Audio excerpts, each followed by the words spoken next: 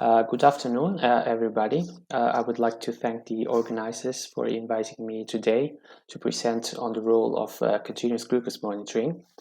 And today I will summarize current evidence on diabetes and glycogen storage disease type 1.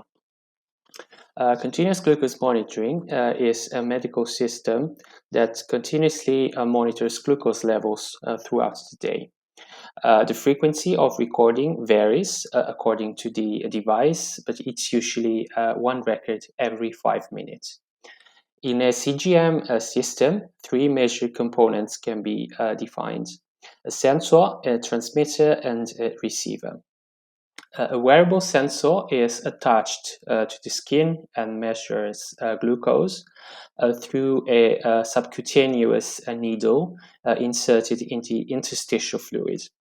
The sensor is coated with glucose oxidase and reacts with glucose, thus generating an electrical current proportional to the glucose levels. And this current is transferred to the transmitter, and eventually the sensor glucose measurement is transferred to the receiver. The receiver can be either a receiving unit or a compatible smartphone.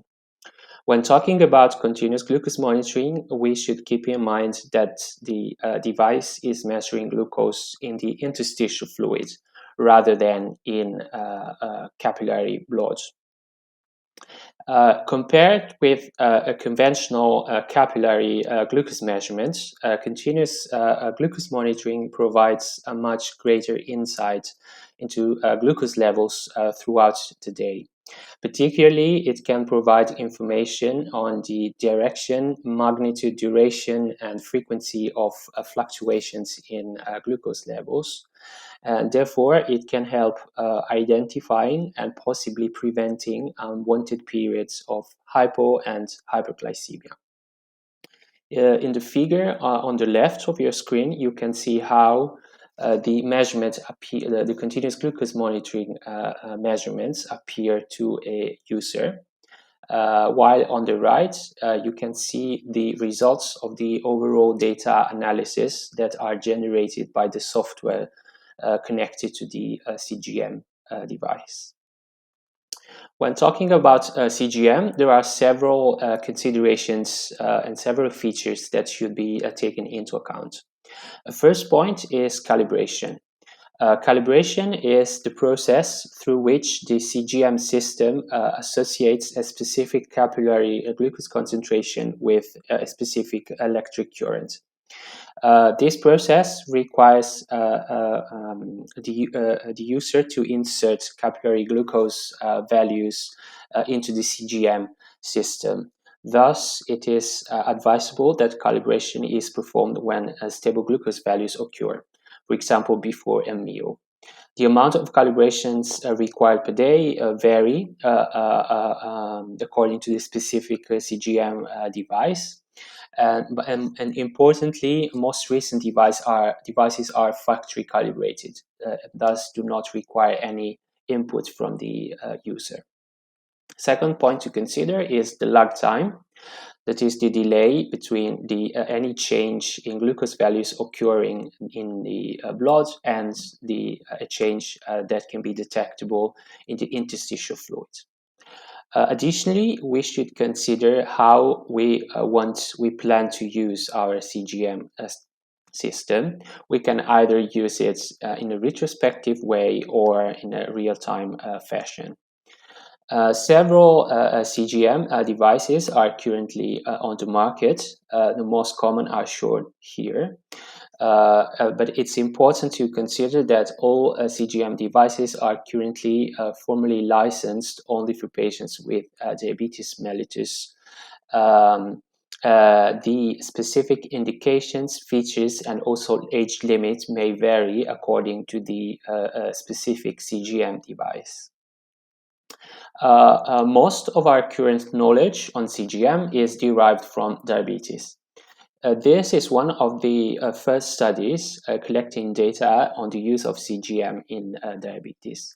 And as you can see, patients who were monitored with a CGM device showed a decrease in their glycated hemoglobin level. That is one of the traditional monitor parameter in diabetes. Additionally, one subgroup, the adult group, which is shown here, also showed more stable glucose levels. This was not the case for the two younger groups, and for this specific study, the authors related this difference to the lower CGM use in the younger groups as compared to the older groups.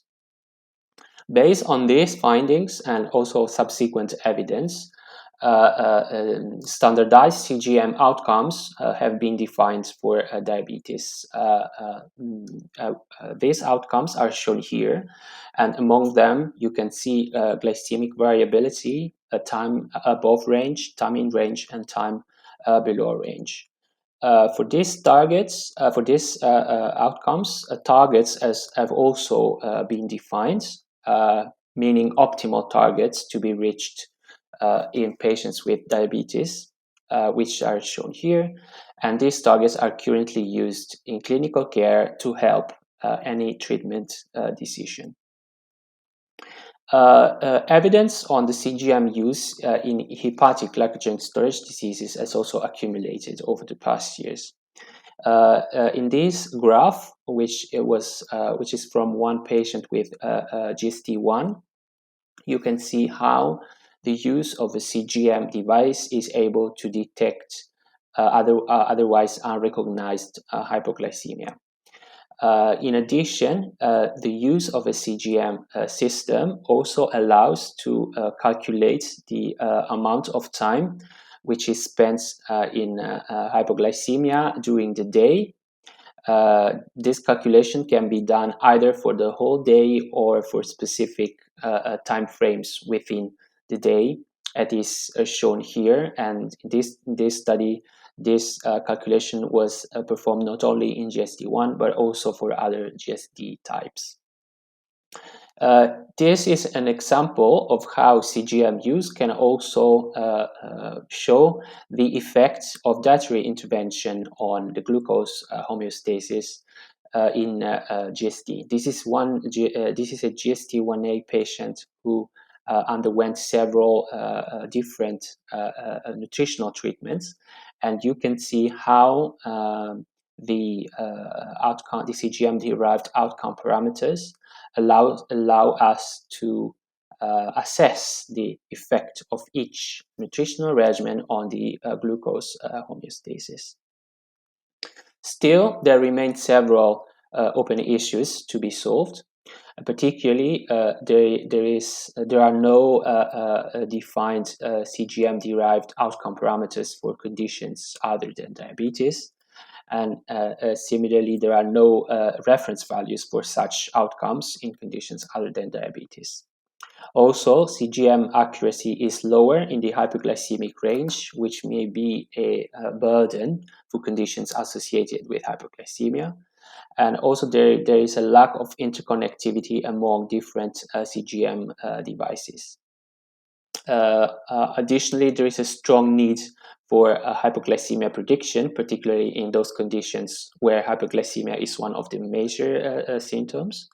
And finally, but not less important, there are reimbursement issues. As I mentioned previously, at the moment, CGM devices are only licensed for diabetes. In order to tackle at least one of these issues, we have collected CGM data from a cohort of individuals with idiopathic ketotic hypoglycemia. In this table, data from individuals aged 0 to 6 years are shown. Besides the days of recording and the reason for starting a CGM recording, the descriptive outcomes and the parameters of glycemic variability are shown for each individual. By pooling all these data, we were also able to calculate the mean value and also the reference target defined as 95% confidence interval. And this calculation allowed us to identify those individuals whose values diverged from the calculated reference values. We were able to make such comparison not only for descriptive outcomes and outcomes of glycemic variability, but also for time below range, time in range, and time above range, as you can see in this other table. The reason why this is occurring and the clinical relevance of this finding we are still working on. Based on these results and on the open issues that I've mentioned, of course, future directions can be anticipated. Of course, reference ranges for CGM outcome parameters should be developed for idiopathic ketotic hypoglycemia. Ideally, hybrid monitoring protocols can be developed, for example, by a combination of CGM and continuous ketone monitoring. It's crucial to license CGM devices also for disorders other than diabetes. It's also crucial to harmonize data management applications among different devices in order to facilitate data sharing among clinical centers. And finally, based on the refinement of machine learning, the development of algorithms allowing hypoglycemia prediction can be anticipated. Among these future directions, I would like to focus specifically on one, which is continuous ketone monitoring. So recently, a paper has been released in which the accuracy of a continuous ketone monitoring system was assessed, both in vitro and in vivo. In this first graph, you can see how a strong correlation was found between capillary ketone concentrations measured with a standard device and sensor-measured ketone levels.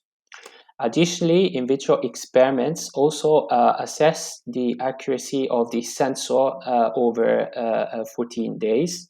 In this experiment, the sensor was incubated with a fixed concentration of beta-hydroxybutyrate around 8 millimole, and you can see that the accuracy stays stable over the whole recording time. Based on this data, a vivo experiment was also performed on 12 subjects, of whom 11 individuals with diabetes and 1 without diabetes. All subjects were on a low carbohydrate diet. Again, you can see a strong correlation between the capillary ketone concentrations on the x-axis and the sensor-measured ketone concentrations on the epsilon on the y-axis. And here in this table, the overall data were pooled. You can see that although the percentage of time in which the difference between the two systems was below 30%, was around 90%. The overall difference between the two systems was above 14%, which is still way higher than the difference which is currently found in CGM devices, meaning that further refinement is needed for this system before it can be translated into clinical care. Still, last January, Abbott company announced that actually a continuous ketone monitoring system is being developed, so we can expect this to be available on the market in the near future. And I would like to thank you for your attention.